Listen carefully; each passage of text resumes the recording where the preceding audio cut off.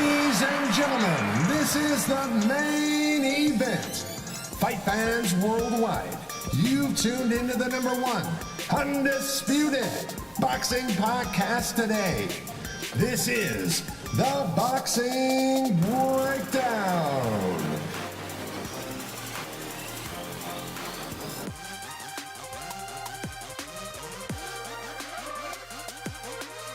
Now, your heavy-handed, hard-hitting host, Mark Roxy.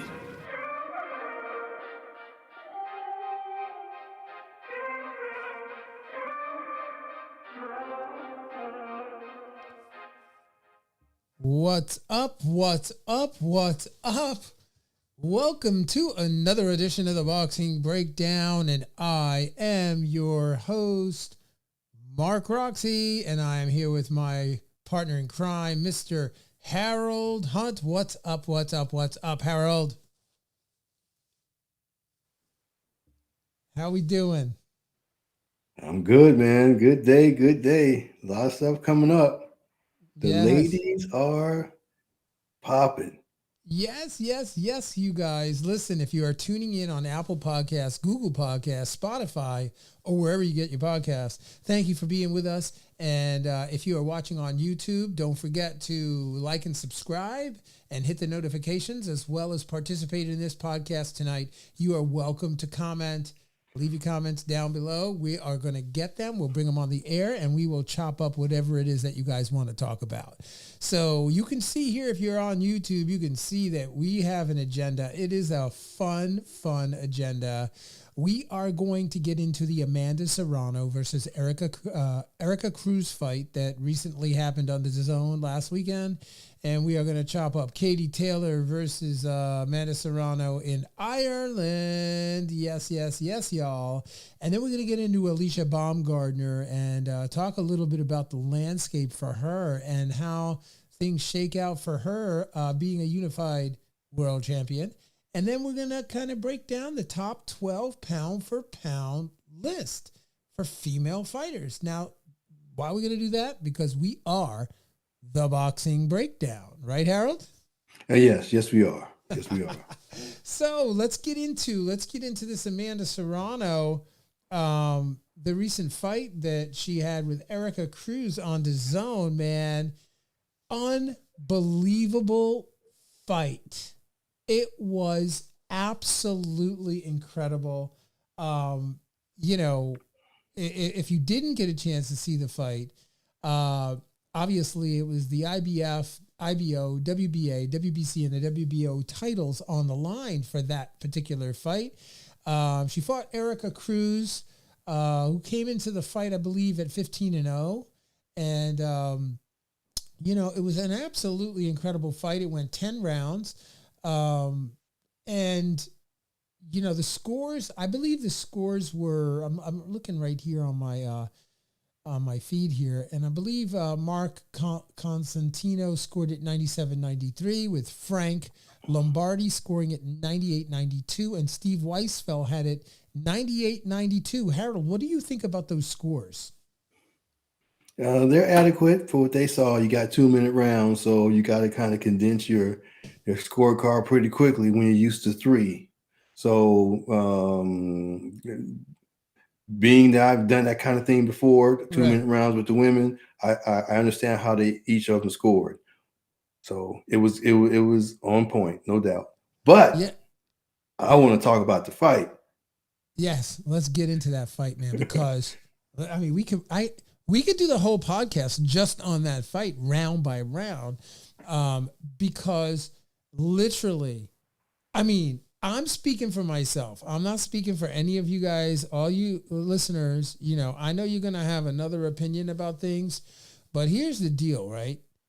That was the best fight that I saw all year long.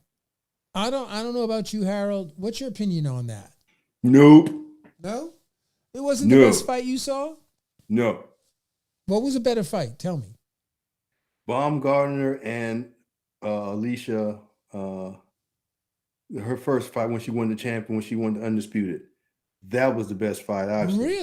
Really? Yes. Wow. Okay. Well, but that has no place here because we're not talking about that. We ain't chopping that up. We are not breaking down that fight, although that was a great fight. And yes, super happy for the whole team, that they were able to pull that off and get that. Both girls popped great within themselves. It was a good fight. Well, see, here's the thing. Here's the thing that I think is super interesting about what you said and then what I said, right? What I think is so interesting about it is that we are talking about the best fight of the year. We're not talking about the best female fight of the year. We're just simply saying what was the best fight of the year. And what I'm saying and what you're saying is we're debating what the best fight of the year was.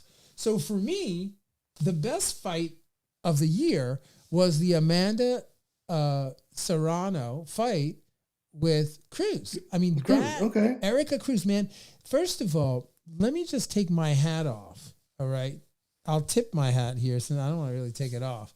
All right. It's a boxing breakdown hat. I'm not just taking it off. But Erikca Cruz fought unbelievably. I mean, she was throwing 3 and 4 punch combinations in every round. And I mean, she was inching up on the scorecard. She was moving ahead. She was stealing some rounds because she was literally dropping her head and punching nonstop. I mean, 3 and 4 punch combinations. And she did that the entire fight. Yes, I got to talk about that. Yeah, tell me. All right. First of all, I'm surprised that kind of style even held water for her to get to where she got to, right, to even be in this fight. And what was she, a champion or something? Unbelievable. That type of skill set was allowed in this situation. However, as unrefined as it was extremely effective. I mean, you don't fight with your head down throwing punches that you can't really see. Obviously, she could see because she was landing them on a regular basis. And from the outside looking in, it looked like she was just throwing. But it was a discipline that she's adopted. It may look, like I said, unrefined, but it was effective. It really was.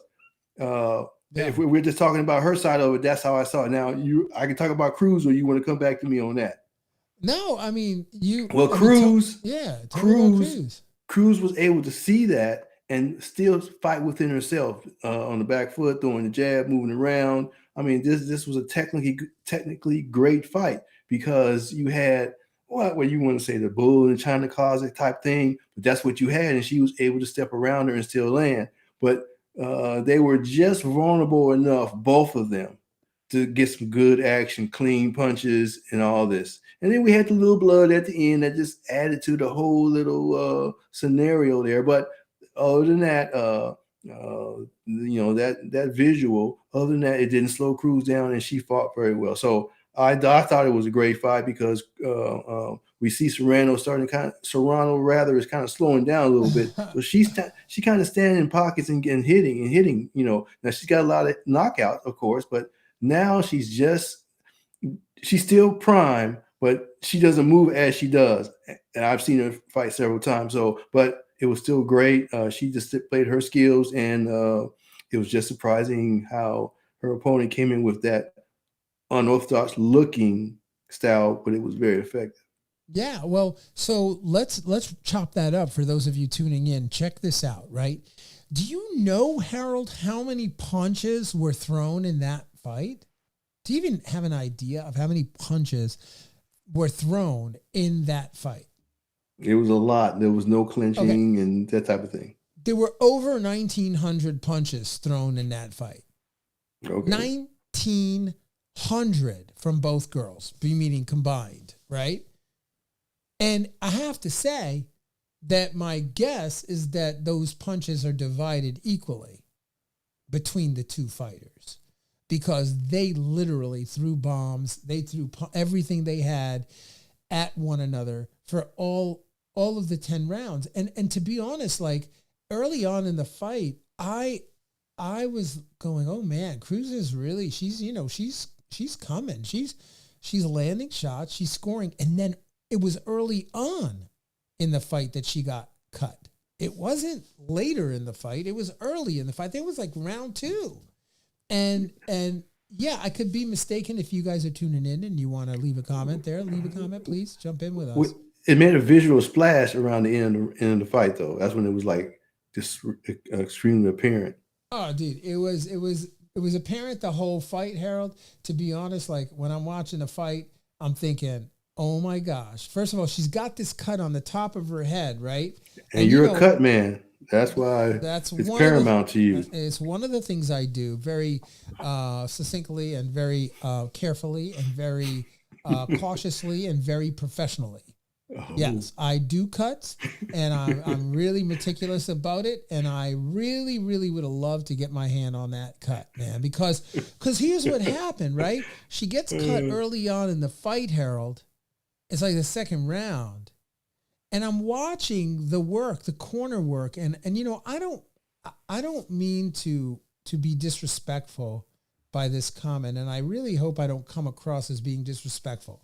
Just speak the truth. But the corner, well, yeah, but I do also want to be respectful for everybody out there. You know, everybody's got their learning curve, and everybody is coming along in their journey on their own way, right? So not everybody has the same skill sets. You know, there's someone that's been in the field for a long time, and I just like I live the life. So, but what I noticed in that particular case, right? The guy didn't have medicine. The cut man didn't have any tools or utensils to help at all. Nothing. And it was literally a bloody mess, to the point where I was just saying, like, stop the fight. Like this is too much. She can't see. And so when you were talking earlier about her punching and putting her head down, yeah, she's putting her head down. She can't see anyway. So it doesn't matter, because literally the blood is in her eyes. She cannot see. You can see her in round 3 through 10 pawing at it with her glove, trying to be able to clear the blood out of her face enough so she can see. There's no wet rag on her face, wiping the blood off of her face, drying her off, reapplying the proper Vaseline, and then treating the cut immediately, right? So she can continue. Now, I will say that the commission let the fight go on. They let that fight go on for all 10 rounds for obvious reasons. But I know if that was anybody else, if it was any other fight, and that kind of blood was oozing out of your temple. Well, it actually wasn't the temple. It was more like the cranium, like right at the top of the front orbital, front part of the head, and on the right side. And it was just oozing out. And she literally fought the entire fight without being able to see, for the most part. And with that being said, Amanda Serrano surgically went to work on that fight. You know, like you could see her just popping the jab. She was really trying to hit that cut, really trying to get the blood to come out, hoping for a stoppage. And it was just literally a battle back and forth the entire fight. And I guess you can hear it in my voice, Harold. I thoroughly enjoyed that fight.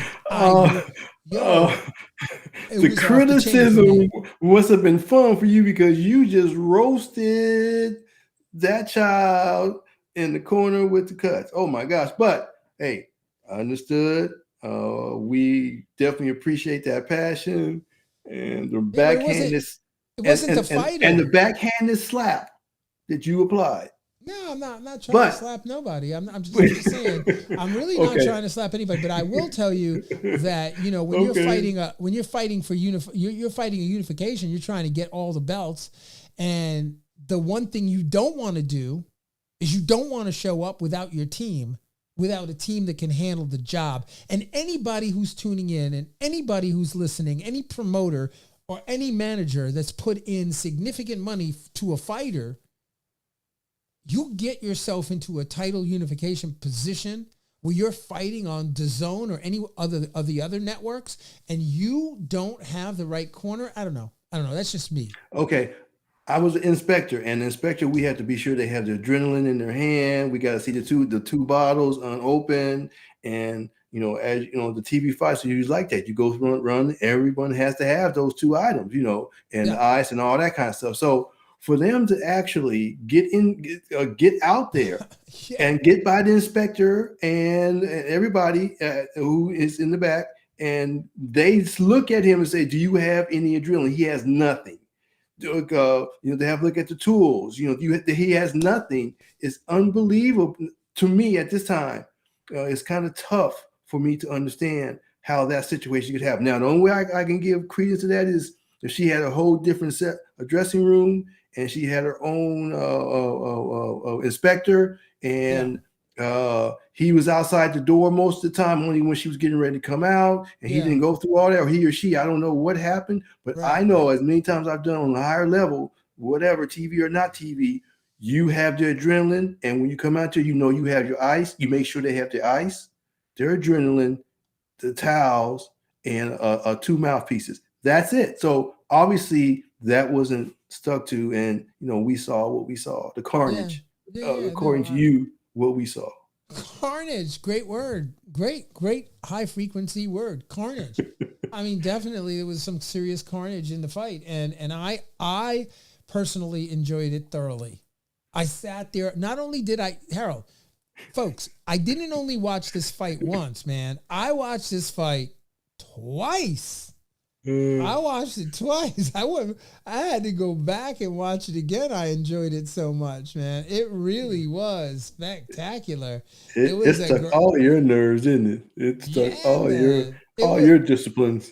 Yes, it was a great fight, and I thought that I really thought that Amanda Serrano's coach did an excellent job at instructing her as to how to do the rounds.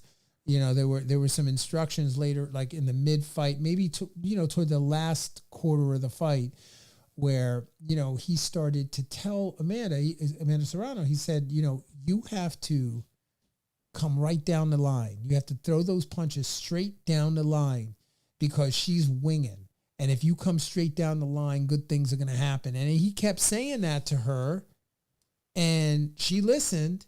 And good things certainly happened, But it was an exciting fight. But yes, there were other fights, Mark. Fights. Yeah, there were plenty of fights. We could break down that whole card. It was an amazing card. If you didn't see it, subscribe to the Zone. Get it. The fights are still up there. You can still watch it. You're welcome, Eddie Hearn. The fights are still up there. DAZN is an incredible platform. They are putting on great fights. So is PBC, so is ESPN. They're all great. Everything's good. We love all the networks, don't we, Harold? Absolutely. Yeah. So check this out. So the real interesting thing about the fight, okay? The real interesting thing for me is that at the end of the fight, guess who comes into the ring?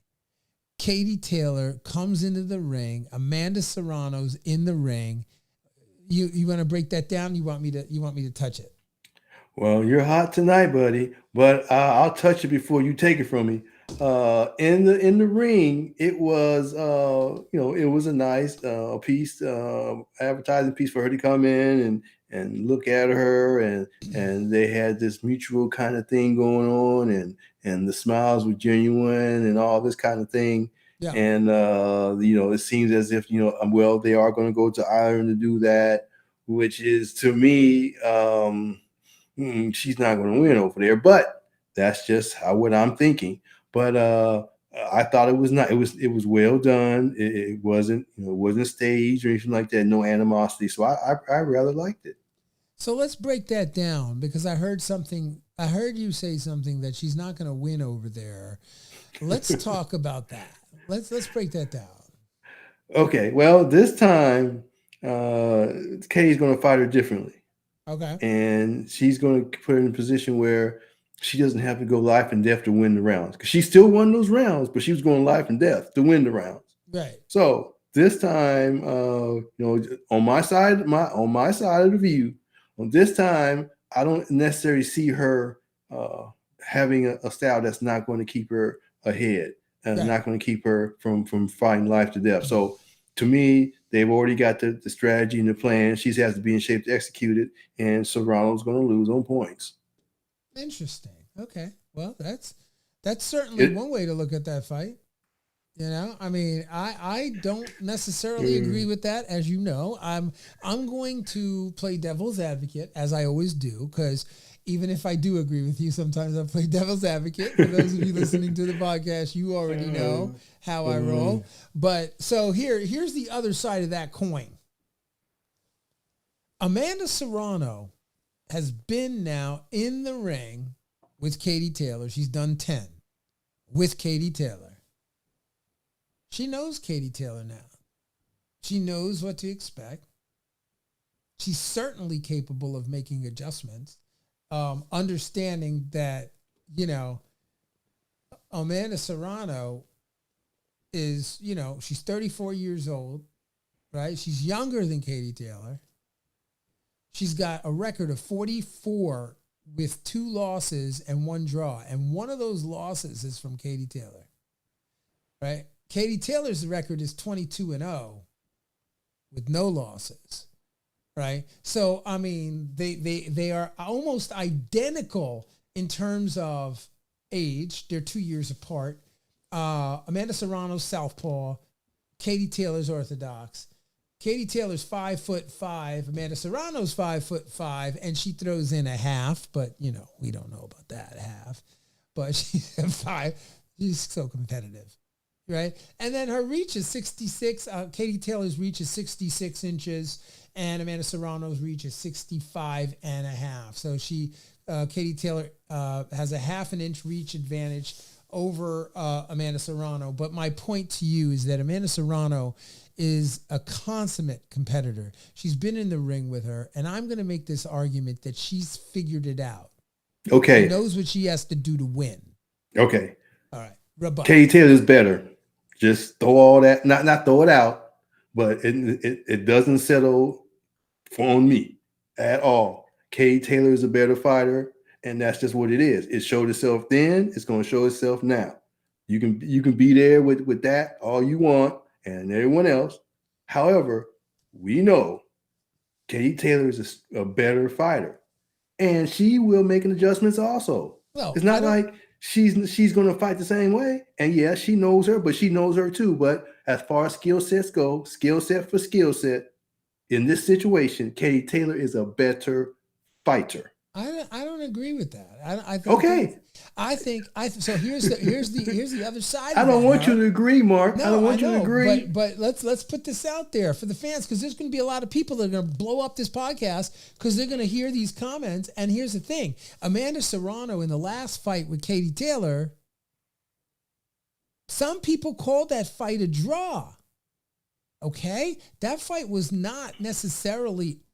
And Katie Taylor, for I think it was the 7th round or the 6th round or both rounds, but Katie Taylor was on the verge of going to sleep. She almost got taken out of that fight. So to say that Katie Taylor's the better fighter, I can understand. I mean, I can't argue with the fact that she won the fight. She won the fight. So yes, at this particular moment, for all intent and purposes, she is the better fighter because she won that fight.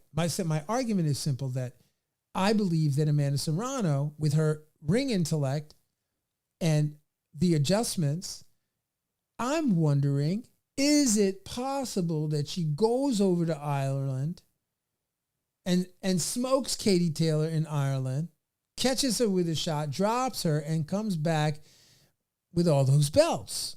Well, that won't happen. But hey, you got to go with that. So that's unification in a separate division, isn't it? Yes, I just don't see that happening at all. Okay, no. I bet everybody out there is like, "Yo, Mark is crazy, man. This is not gonna happen. Katie Taylor's gonna win." If you believe that, write in the comments. Let us know what you believe. If you believe that Katie Taylor's gonna smoke Amanda Serrano, that was not what I said. No, I said she would win on points. I'm asking the fans right now.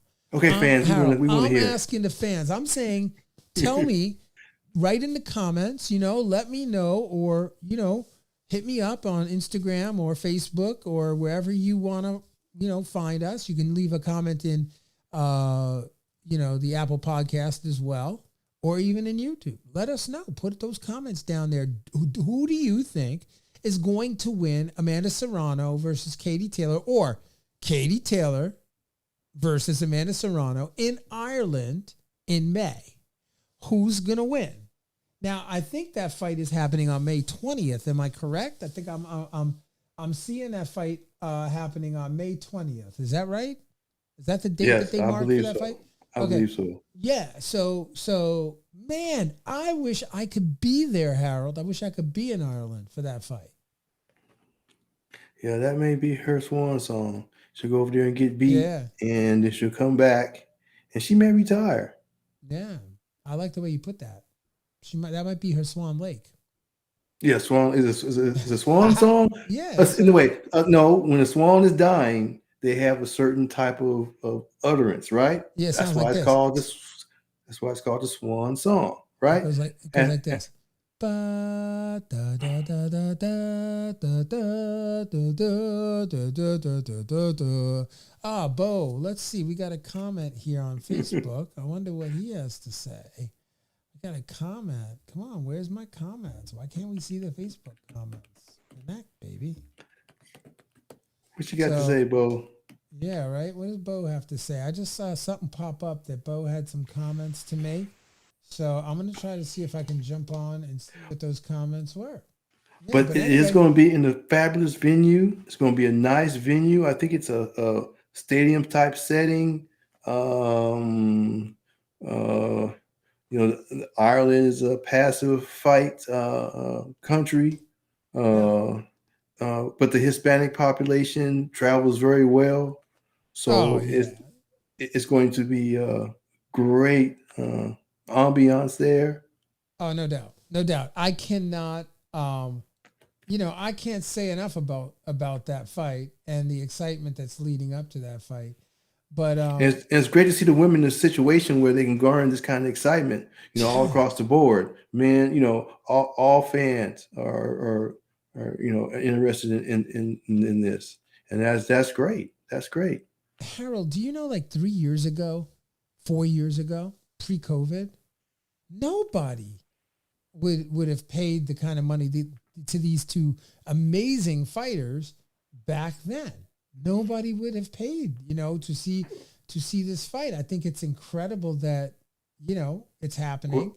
Well, Jake Paul had a lot to do with that. He changed that landscape by taking her on his wing, promoting her properly, putting her on his cards, letting the world see what kind of situation he had. And she helped herself because she had a high knockout ratio. Most women have a low knockout ratio. She has, double-digit knockout ratio. So just that alone can cause some eyes. And she had a sister who was very prominent, a great fighter also. So, the name was already kind of out there, and she came in and just kind of, and continued with it. So I think the knockout ratio, I think the Jake Paul situation, and, she's just at the end of her prime where she can still do well, but she's going to lose to Katie Taylor.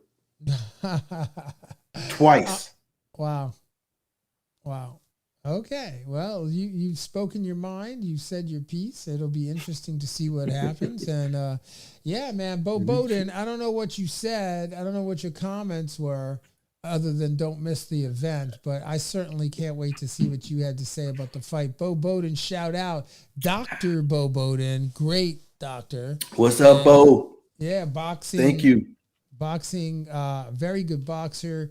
And also a good friend of mine who is also a doctor of boxing and I think he's a neurologist by trade. Yeah. Wow. So, yeah, Bo, thank you, man. Actually, if you guys are interested, if you go back to one of the older podcasts, one of the earlier podcasts we did a couple years back, Bo Bowden did a whole one. It was a fabulous one on neurology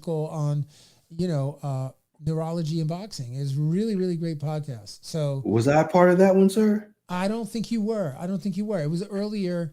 It was you were not on that podcast, but certainly, it's worth liking to because it is. I'm sure it is. Yeah, it's a great podcast. So let's move on, man. Let's talk about this fighter who I know that you really have an affinity for. Let's talk about Alycia the Bomb Baumgardner. Bring it, baby. Yes, yes, yes. Her story is really fabulous. I mean, her grandmother brought her into the boxing. Yeah. Her grandmother fought, her father, and her mother. They Really? all had some work in the ring, and the grandmother was instrumental in getting her into that. And she did that at a very young age, and you know they put the work in as you would if your child was into a ballerina, if you will, or Right, something right. to that effect. So she's very comfortable with that environment, and then it was kind of prophesized to her to be where she is. So I was glad that her fundamentals are sound enough, yet she has enough bravado herself to really be popular. And she's a nice looking person, a nice looking woman. So with that and the demeanor, she has opportunities, to kind of make hay. So she's been doing exactly that. The best fight I saw, as I said, was her and Malika Myler if I say that correctly, when she took her Mikaela Meyer. Yeah. Mikaela, when she took that, that was a mix of emotional, strategic, and physical sparring between the two, fighting between the two. Yeah. This last fight that she just had, that's what I saw extra layers, because she was hitting the girl and the girl wasn't going anywhere. Right. And she continued to move forward and the girl wasn't going anywhere. And the girl was coming back and working with her. So then she I wouldn't say she got gas. I think she got more like, I have to go to another gear. I got to use another strategy. She was able to do that, and she did it very well. And so to me, she showed another level of herself that I didn't see previously. So I was very impressed with that. And her corner was always on point. And she just showed me that if she needs to get into a situation, that she can actually do something with that and do well. So I just like the bravado. I like the package that she's in. I like the way that she handles herself. I saw her at a couple conventions, and her dress is always appropriate for the situation. She's not pushing forward the feminine type of beautiful type thing. She is a fighter, and she displays that in just her mannerism as she walks around and whatever. So and she can fight. So I look forward to what she has to do next. Yeah, man, she can definitely fight. I mean, she's had an interesting recent history. She's obviously from Detroit, Michigan. If you don't know much about Alycia Baumgardner, she's from Detroit, Michigan. She was born in Ohio, Fremont, Ohio. She's got about a 50% KO ratio, a little bit less, 46.67% KO ratio. She's got about 15 bouts under her belt. She's obviously number one. She's unified. She's 14-1 with 7 big wins coming by way of KO. Her strong division, the division that she campaigned in, is the super featherweight division. Just above the featherweight division, which is Amanda Serrano's division. And then I believe Katie Taylor's division is the one just above. So, you got these 3 amazing female fighters. All of them are commanding, hopefully getting paid super, super well and demanding big box office. And Alycia Baumgardner, the interesting thing about her is that she is, well, first of all, she's incredibly marketable. She is a person, if you keep an eye on her, you'll see her on commercials. She's getting some commercial feedback. She's really doing well in the endorsement area.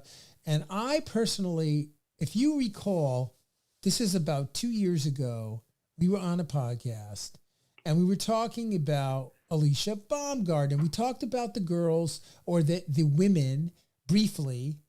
We talked about, I think I'd done a podcast with Britton Hart, and in that podcast, we were talking about other female fighters in the division and who was who. And I said to you, because I actually shared I didn't. A fighter I was working with, Britton Hart, we shared a dressing room with Alycia Baumgardner, And so I got a chance to hang out with her a little bit and really kind of get to know who she was. She's a dog, man. She's serious. She's serious business.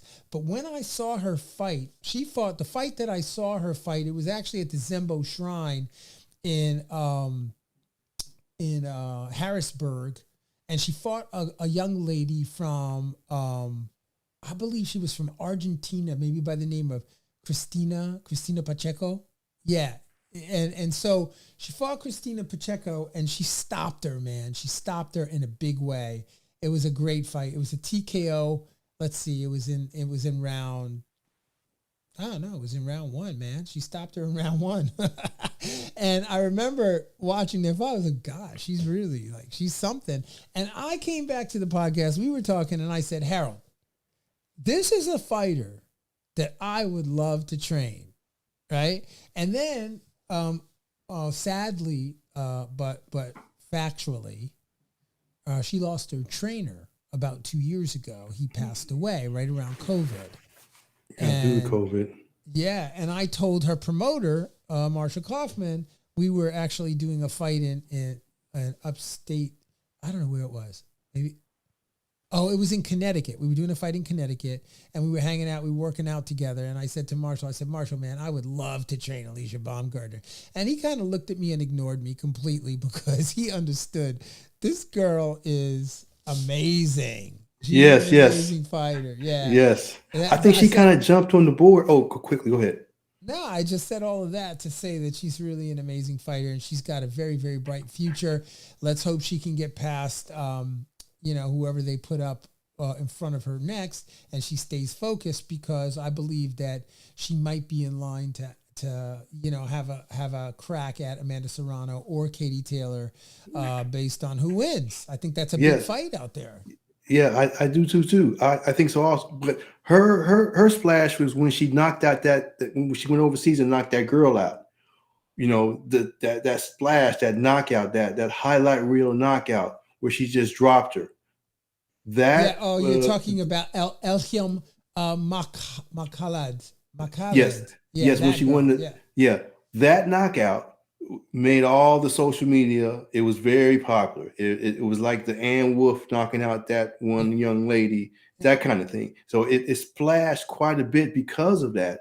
Yeah. And then that's when, she always had all of that, as you said previously, but the public consciousness wasn't awakened until they saw that knockout. So after that, she's been forgiven for that one loss because of her knockout power and other things that she does. So and I'm hoping that that's the way boxing is going, where a loss doesn't cause you not to get work anymore. But that's what I see a thing that she's done, and she's going to ride the coattails of this thing, and she will have opportunity to fight those other girls, and she's younger than they are.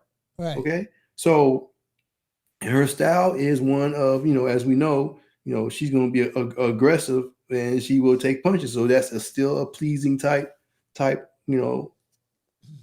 she's going to offer those two girls. Yeah, so I think I got a little excited when I was talking about her, and I'm not sure if it was, you're talking about the fight that you're talking about the Terry Harper fight.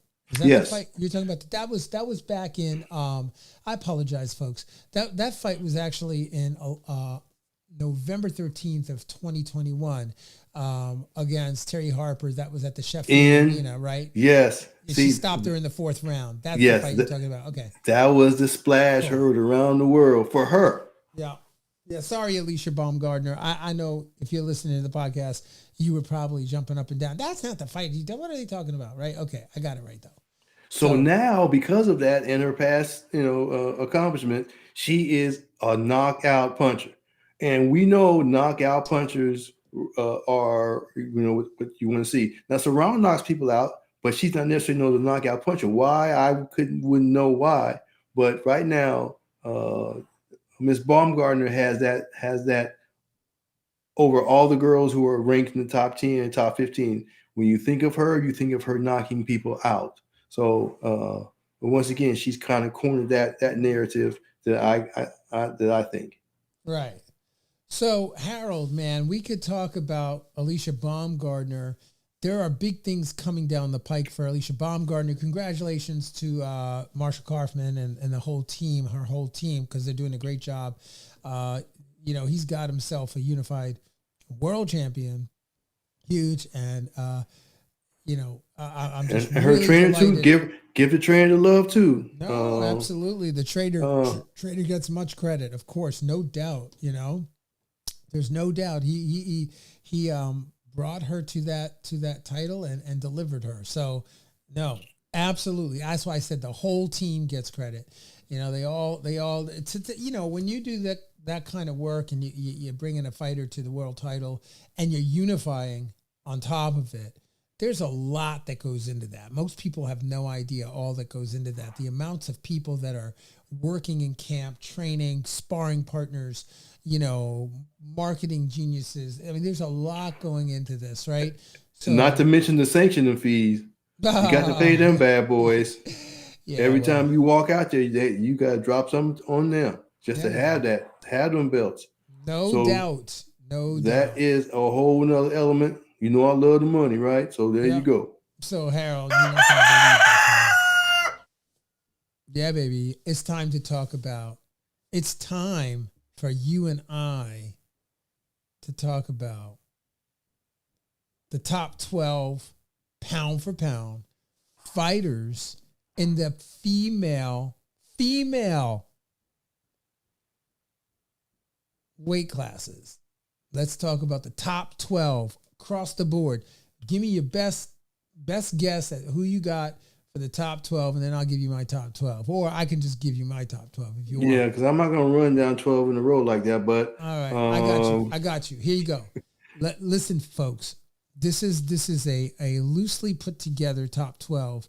Okay, I am pulling out fighters that I believe are really, really amazing, and there's a lot of discussion about this.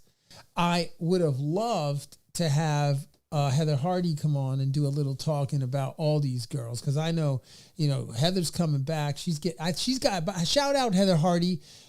She's got a fight coming up in 2 weeks and up in New York, and I know she's going to get mixed up into this all these fights, man. I hope she's ready to do the work, because maybe it'd be great if she could get one of these fights too. She take advantage deserves it. Of the purses that are available now, because the purses have elevated tremendously. Because she's one of a handful of female fighters that have really campaigned for many, many years to get paid what women fighters should be paid, and it's happening. And a lot of the credit goes to people like Heather Hardy, Claressa Shields. You can go. There's a lot of women that have been part of that. Melissa Hernandez. There's so many women fighters that have fought for nothing, man, and they made this possible. I mean, I could give you the whole list, and I could have Heather on, and she could give you her top 10 women trailblazers. But I do consider Heather someone who's been very outspoken and vocal about this for a long time. A long time. Yeah, Ali, when she was fighting, she got the paper now. She did quite well. Whoever they put in front of her, they did well. She had a very tremendous purses during that time. But after she left, it fell back off again. But, she was riding on her skill and, her name recognition. But she was paid well. Paid well. Right. But these women are fighting, man. They're fighting at the highest level now. They are trying their best to unify these titles. They're trying their best to put all the marbles on the table. So I'm going to shout out, right? We're going to go top 12. I'm going to start at 12 and just, I'm just going to name some fighters. And, I'd love for you to give your comments and who you think, or even put your top 12 in there in the comments, wherever you're going to comment. But I got at number 12, Francois Cruz DAZN, right? She's got a record of 8-1, one no contest. So I got her in there at number 12. She's a dog. Yeah. She's a dog. She had that fight with the young lady who had the steroids, as you know. And the fans go back and watch that fight. The name escapes me, but she showed her mettle as a fighter, as a dog, and she continued to go forward. And she was not only battling a girl who was larger, but who had an unfair advantage. And she still did very well that fight. That was a great fight. So just alone with that, I see that she has the opportunity to have to display that. She has that. Yeah. All right. Good. Cool. Number 11. I've got Mikaela Meyer, 17-1 with 5 KOs. Former IBF, WBO, and Ring Magazine Super Featherweight champion. I think she's an amazing spokesperson for boxing, even if she doesn't want to be a spokesperson. She is, she's not only super, super talented, super skilled, she's also, very, very marketable, very, wonderful, wonderful fighter. And, so, Mikaela Meyer, number 11. I've got number 10, Natasha Jonas. Her record is 13-2 with 1 loss. She's got 8 wins coming by way of KO, and she's held the titles reigning IBF, WBC, WBO junior middleweight champion. So she's an interesting female fighter. You guys, most of you have never heard these names before, right? But I'm putting them out there. You've heard it first on the Boxing Breakdown. Number 9, Delfine Persoon. Record 47. She's fought a lot of fights, bro. 47-3 with 19 big wins coming by way of KO. She's fought a lot. So, and I can't tell you that I've seen a lot of her fights. I know who she is. Former WBC lightweight champion. Here you go. Another female fighter that you people need to get on, need to check her out. Yeah. And then I got, Harold, tell me about this fighter. What you think about this one? I got Savannah Marshall. You familiar with Savannah Marshall? Yeah, Savannah Marshall. Yeah. Great fighter. She throws it. She puts herself out on the line. So when she is, working, it seems like it's life and death with her, and she's fun to watch. She's got like a 90% KO ratio. She does. She got power in both hands. Either you're going to get me or I'm going to get you. and that's why I enjoy watching her fight. Yeah. She is former WBO middleweight champion. Marshall, she's primarily like pound for pound best puncher in women's boxing. It could be. It's arguable, but, I would say I would put her right up in there, right? So Savannah Marshall, number 8. Now we've got Seniesa Estrada. Record 23-0 with 9 big wins coming by way of KO. Reigning WBA minimum weight champion. She's all she goes by the name of Super Bad James Brown. I don't know if it's because of James Brown, but certainly that would be a great song to come out to because her name Tony is Harrison's nickname is Super Bad, who is the trainer of Alycia Baumgardner, who has a big fight with Tim Tszyu in Australia. That's a big fight. That's a big fight coming up. Who you got for that fight? Tim Tszyu shouldn't have took that fight. Oh boy. He's gonna go over there and spank that boy. Bad move. Yeah. Well, why does he want to fight the man who that beat the man that he's trying to get to? You know what? That's another podcast, brother. I don't know. I don't know the answer to that. Good luck, Tim Tszyu. You got your hands full, brother. But maybe he'll pull that one off. Seniesa Estrada, number 7. Okay, let's get back to this. Number 6, I got I think she's got a career in broadcasting, Jessica McCaskill. Record of 12-3 with 5 big wins coming by way of KO. She's undisputed welterweight champion, former WBA, WBC, light welterweight champion. So, how about that?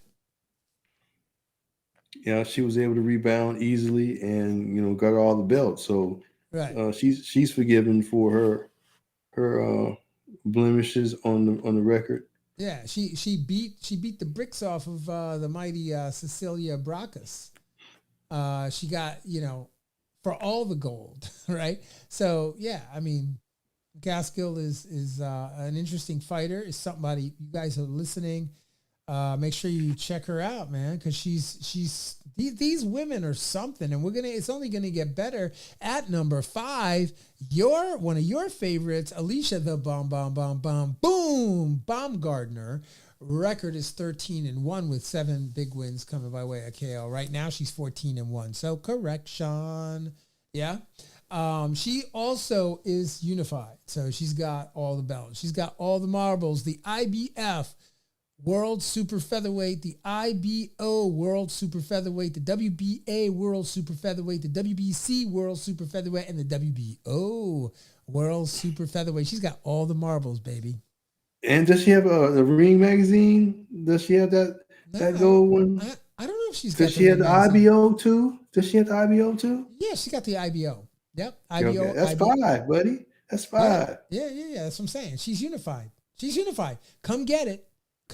You better be in the gym if you want to get the bomb. If you want to blow the bomb up, you better be in the gym. Now the BA girl, she's in recess. The champion, because they were at the quick story on that. They was at the convention together. I observed them two walk around each other and not stare each other down. The Japanese fighter paid Baumgardner no attention. She was a puppy, just ignored her. Okay. And just walked right over her, right around her, just smiled at everybody and didn't pay her any attention. However, Miss Baumgardner was actively looking and sizing her up. No, she's a hunter. Yes, I watched them at press conference. I watched them at the dinner, just how they postured with each other. And it was very interesting. It was drama within itself. Right. But she got hurt, and she had to give that a belt to the girl Baumgardner beat to be undisputed, as you know. Right. But when she comes back from her injury, she has to fight that girl.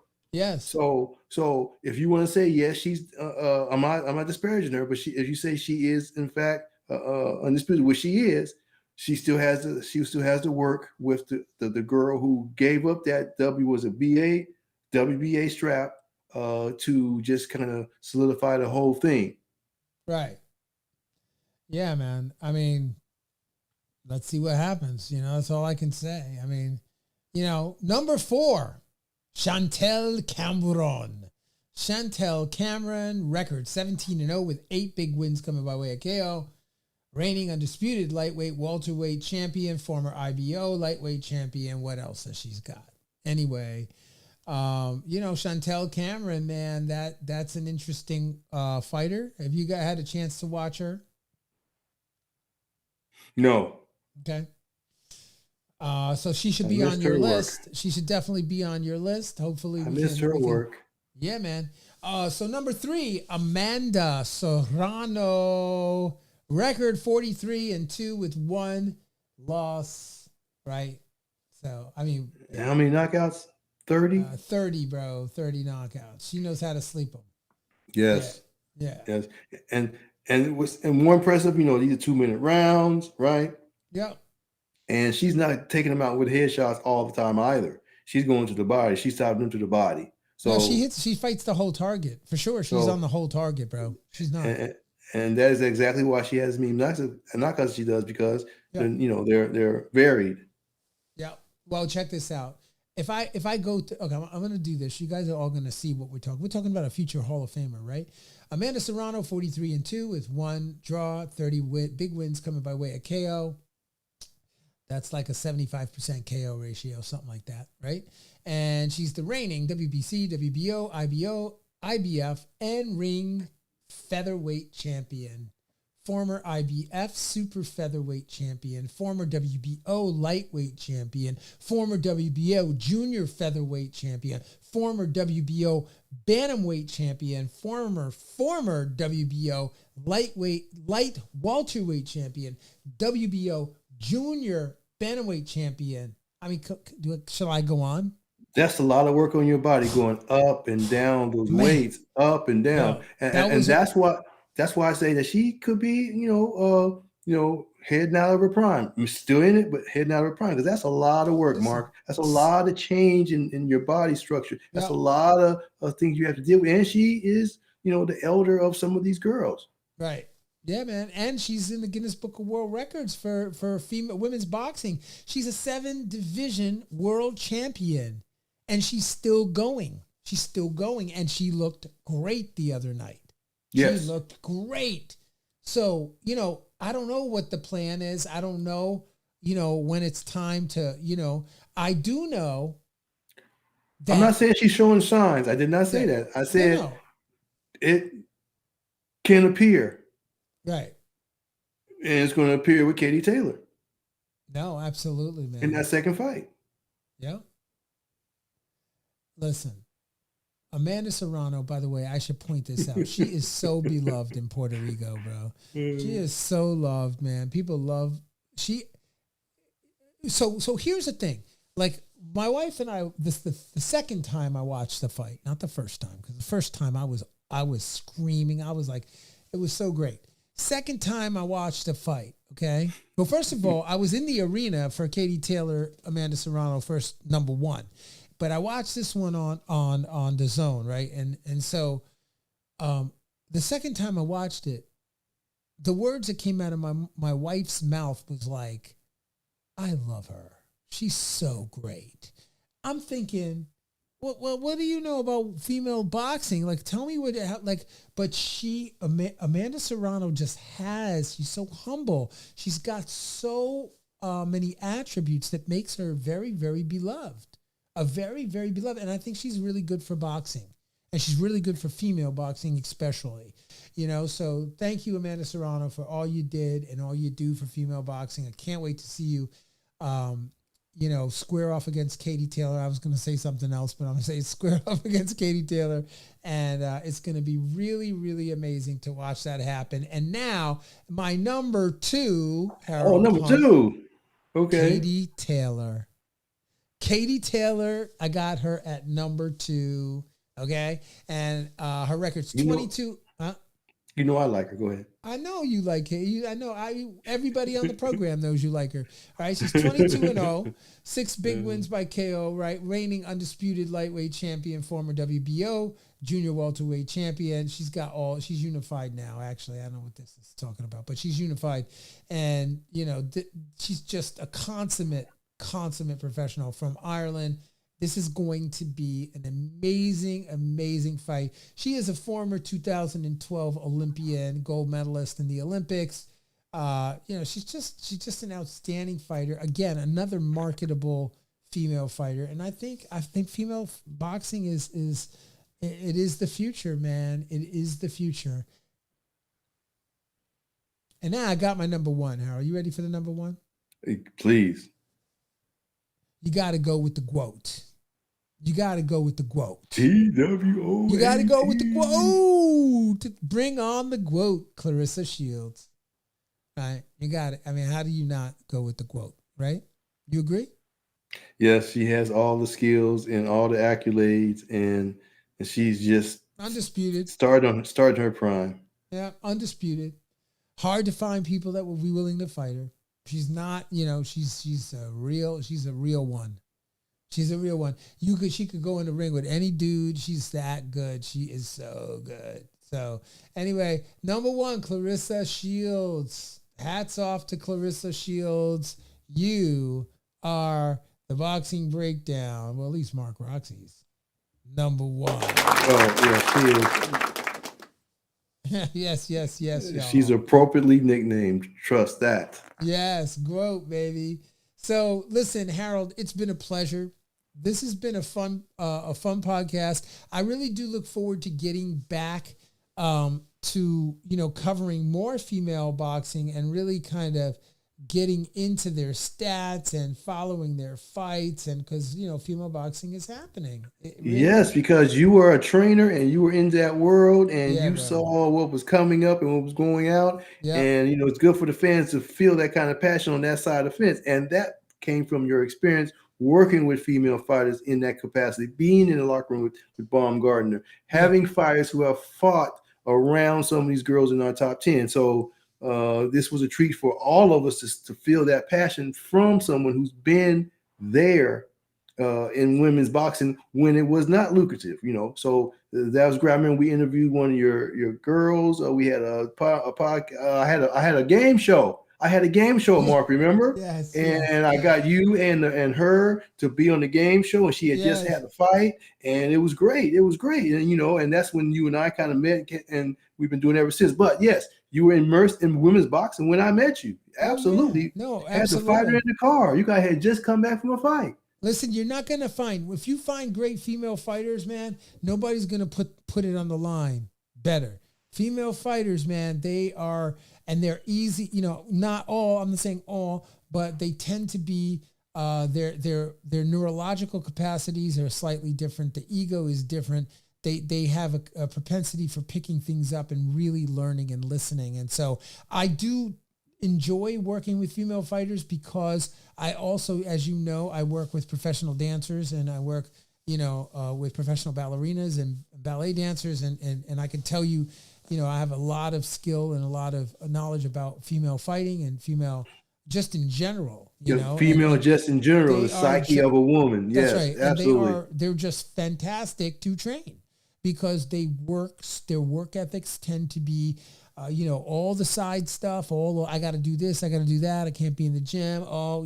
There's no ego. It's hard work, man. And you better be ready. You better be ready if you got a Baumgardner or a Mikaela Meyer or a Seniesa Estrada or any of these, Amanda Serrano. You better be in the gym, bro, because they are coming. Yes, and you know how to deal with the emotional side of a woman. Yeah. Because women are, emotional, and you, as a trainer of women who understands women in various capacities, as you just said, the ballet to the boxing, you know how a woman may think in certain situations because you've been there. And that, my sir, is a skill within itself because, they are different than we are. And as you said, they train a certain way, but you know how to get that from them and get them moving. So, sir, you are astute as well. Oh, thank you, Harold. You know what? You're the best. And you know what? You and I, two peas in a pod, my partner in crime, brother. Listen, until next time, on behalf of Harold Hunt, I am Mark Roxy. We want to thank you for listening to the Boxing Breakdown. And don't forget to download the Boxing Breakdown audio on Apple Podcasts, Google Podcasts, Spotify, or wherever you get your podcasts. And hit the like and subscribe below because we really want you to know. And until next time, peace and love. We are out.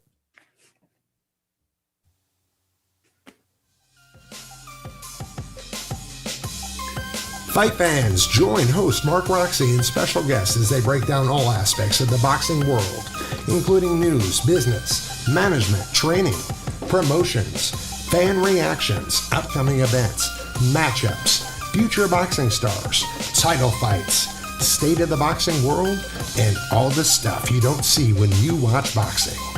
This podcast is released each week on Thursday at 8 p.m. Eastern Standard Time. Live streamed on YouTube, Instagram, and Facebook Live. It's the Boxing Breakdown, hosted by Mark Roxy.